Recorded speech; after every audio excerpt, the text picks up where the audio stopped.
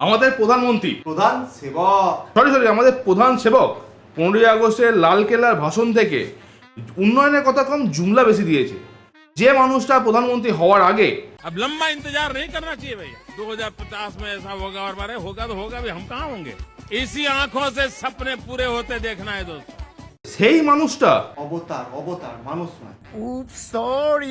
সেই অবতার 2047 সালের কথা বলছে। 2047 में हम विकसित भारत बना के रहेंगे।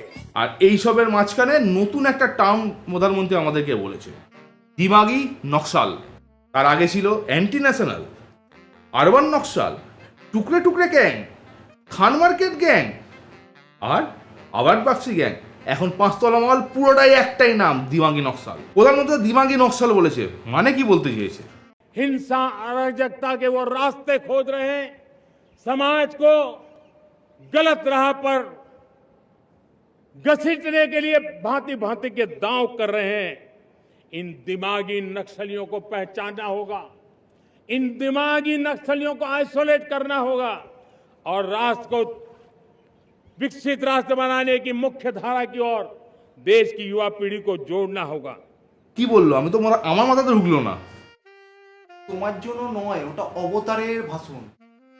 ये दिमागी नक्सली जंगलों में बेहड़ों में नहीं रहते, ये हथियार लेकर नहीं चलते, ये गोलियां नहीं चलाते, ये सिर्फ और सिर्फ अपना दिमाग चलाते हैं। ও তার মানে যারা মাথা ইউজ করবে তারাই দিমাগি নকশাল। और प्रधानमंत्री जी हमको लगता है 7-8-9%, 10% या ज्यादा कर रहे होंगे। बाकी हम लोग तो 2% करते हैं भारतीय लोग, जापानीज 7% करते हैं। हम लोग ब्रेन ही इस्तेमाल नहीं करते। রবি কিষণের কথায় আমাদের প্রধানমন্ত্রী যিনি 10% মাথা ব্রেন ইউজ করেন তিনি হচ্ছেন ও জি, আর আমরা তাদের শিষ্য। একটু ফেটানো বন্ধ করে আসল কথায় আসা যাক। আমাদের দেশে 2014 সালে বিজেপি সরকার আসার পর কিন্তু এরকম নাম প্রচুর দেওয়া হয়েছে। 2014 সালে যেমন বলেছিল সুইস ব্যাংকের অ্যাকাউন্ট থেকে 15 লাখ টাকা করে সবার অ্যাকাউন্টে আসবে, কিন্তু देखिए ये जुमला है, किसी के अकाउंट में 15 लाख रुपया कभी नहीं जाता, वो उनको भी मालूम है और आपको भी मालूम है, देश की जनता को भी मालूम है। অমিত শাহের কথা, এটা যখন জুমলা কারোর অ্যাকাউন্টে টাকা আসছে না, তাহলে যারা প্রশ্ন করলো তারা অ্যান্টি ন্যাশনাল। কয়েকটা দিন যাওয়ার পরে 2016 সালে নোটবন্দি মনে আছে তো সবার? সব লোক তখন এটিএম এর লাইনে দাঁড়িয়ে রয়েছে, কিন্তু পাকিস্তান থেকে যে ডুপ্লিকেট টাকা ঢুকছিল সেটা তো আটকানো গেছে, আমি দেখেছি ধুরান্দারে। अरे मत बता रहे हो करे। প্রধানমন্ত্রী বললেন, আমাকে মাত্র 50 দিন দিন। भाइयों बहनों, मैंने सिर्फ देश से 50 दिन मांगे हैं, 50 दिन। 30 दिसंबर तक मुझे मौका दीजिए मेरे भाइयों बहनों। अगर 30 दिसंबर के बाद कोई मेरी कमी रह जाए, कोई मेरी गलती निकल जाए, कोई मेरा गलत इरादा निकल जाए, आप जिस चौराहे में मुझे खड़ा करेंगे, मैं खड़ा होकर के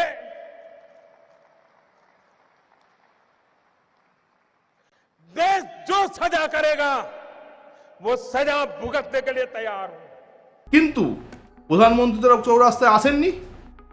আসলে E20 মেসা থেকে চৌরাস্তা ভেঙে গেছিল, গাড়ি চলাচল বন্ধ থাকার দরুন ওটা বন্ধ ছিল, তাই জন্য প্রধানমন্ত্রী ওখানে আসতে পারেননি। অনেকটা বড় গাড়ি কনভয় নিয়ে আসতে হয় তো, ওই জন্য। বিভিন্ন অর্থনীতিবিদ তখন বলেছিল দেশের অর্থনীতি ডাউন হয়ে যাচ্ছে, যেসব বিজনেস ক্যাশে চলছে সেই সব বিজনেস ডাউন হতে শুরু করেছে, সাধারণ মানুষ এটিএম লাইনে দাঁড়িয়ে মারা যাচ্ছে। सियाचिन में हमारे जवान लड़ रहे हैं, पाकिस्तान का माका कर रहे हैं और इनको लाइन में खड़ा होने का दिक्कत है। এবং এই সময় যেসব যারা অ্যাওয়ার্ড পেয়েছিল তারা অ্যাওয়ার্ড ফেরত দেওয়া শুরু করে, তাদেরকে বলা হয় অ্যাওয়ার্ড বাপসি গ্যাং। ঠিক সেমভাবে জিএসটির সময় শুরু হয়েছিল খান মার্কেট গ্যাং, করোনার সময় করোনা জিয়াদ, আর আজকে যখন জেন আলফা নিজেদের শিক্ষার জন্য লড়ছে তখন আসছে কিন্তু দিমাগি নকশাল। আসল ব্যাপারটা হলো নাম দাও দিয়ে আসল যে টপিক তার থেকে মানুষকে সরিয়ে দাও। এখানে মনে রাখতে হবে, কিছু ভদ্রলোক যাদবপুরে চান্স না পেয়ে যাদবপুর কলেজ ভাঙতে গেছিল, বলছে নাকি যাদবপুরে কেউ দখল করে গেছে। ও আর একটা কথা বলতেই ভুলে গেছি, আপনারা যদি কন্টেন্ট ক্রিয়েটার হন, আপনারা যদি সরকারি প্রকল্পকে প্রচার করতে চান, আপনাদের মধ্যে যদি সেই ক্রেডিবিলিটি থাকে, আপনাদের মধ্যে যদি সেই প্রাইম টাইম ভাবনা থাকে, তাহলে আপনাদেরকে বলছি ইউটিউবে ভিডিও দিন, প্রত্যেক 1 লাখ ভিউতে 10,000 টাকা করে দিচ্ছে বিহার সরকার, যদি আপনি সরকারের প্রকল্পকে প্রচার করেন। মানে দিমাগি নকশালদের জন্য গভর্নমেন্ট স্কিম, দিমাগ ইউজ করো। নমস্কার, আমি গগা, আর আপনারা দেখছেন রবিবারে ছ্যাবলামি। 2014 সালে যখন দেশে বিজেপির সরকার আসে, কঙ্গনা রানাবত তখন বলেছিলেন এটা দেশের স্বাধীনতা হলো। মাতা কঙ্গনা। ঠিক সেইভাবে 4 মে যখন পশ্চিমবঙ্গে বিজেপির সরকার আসে, এই 15 আগস্টে উত্তরপাড়ার বিধায়ক দীপাঞ্জন চক্রবর্তী বলেছেন এটা পশ্চিমবঙ্গের স্বাধীনতা। এটা তো আমি 80তম স্বাধীনতা বলবো না, এটা বাংলার জন্য কিন্তু প্রথম স্বাধীনতা দিবস।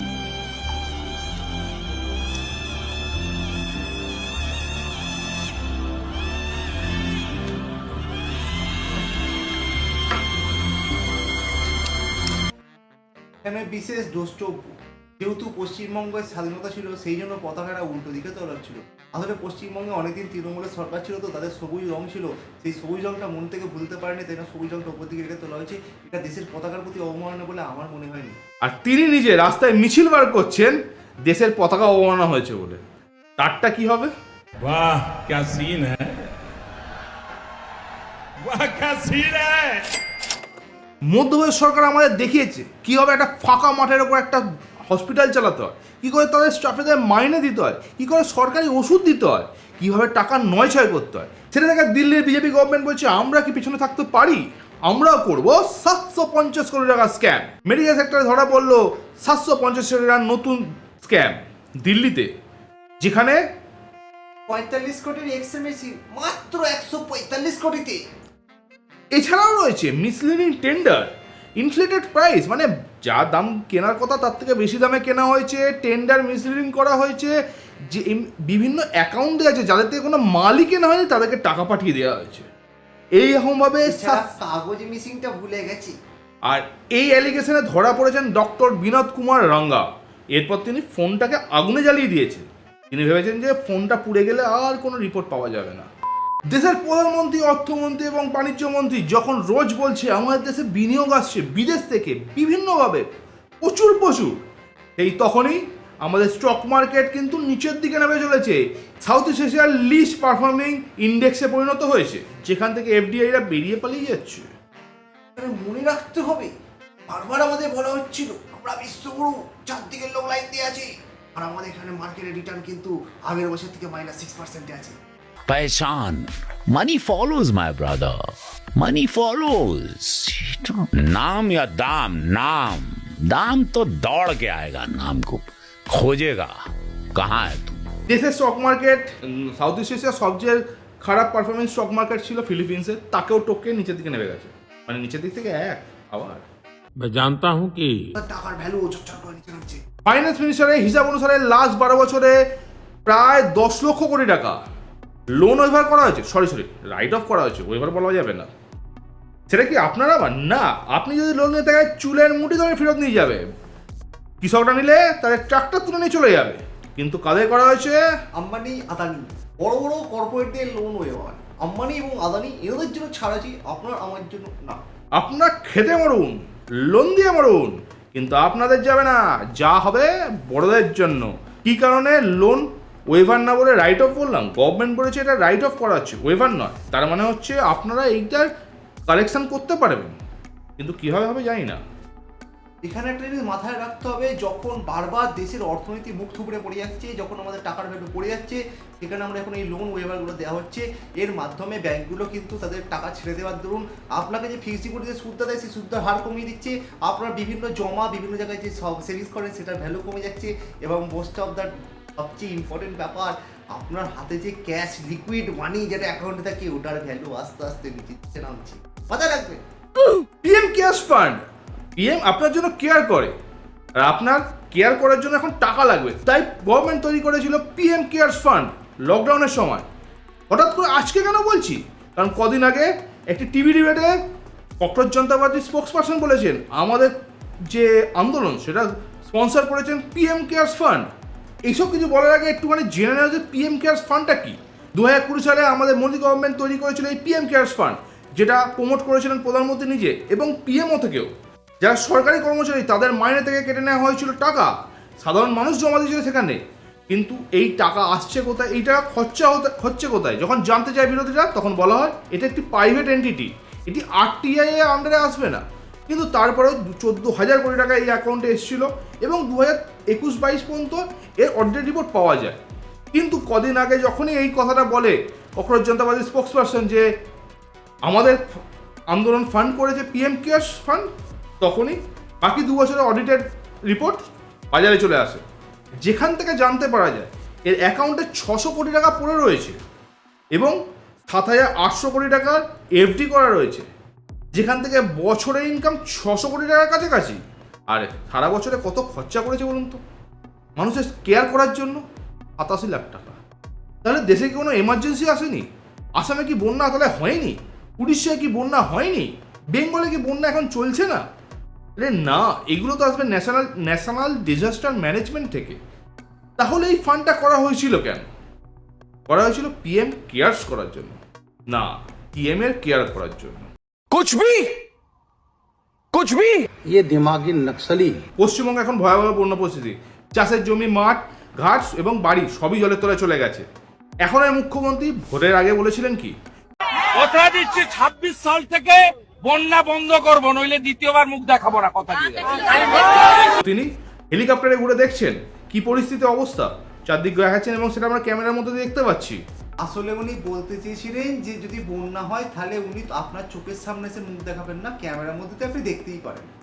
এই ভয়াবহ বন্যা পরিস্থিতিতে যখন মানুষের বাড়িতে জল ঢুকে গেছে, খাবার ব্যবস্থা নেই, খাবার জলের ব্যবস্থা নেই, গবাদি পশুরা কষ্টের মধ্যে রয়েছে, চাষের জমি নষ্ট হয়ে যাচ্ছে, আর উনি জীবনানন্দ দাশের সুন্দর বাংলা দেখতে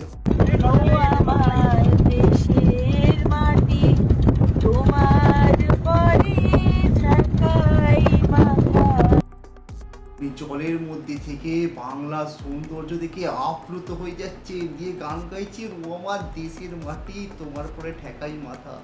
কেউ ওনাকে একটু বলো যে মাথা ঠেকাতে গেলে জলে ডুবে যাবেন লাইফ জ্যাকেট পরে। তো সাহস দেখে মাঝে মাঝে আমি অবাক হয়ে যাই।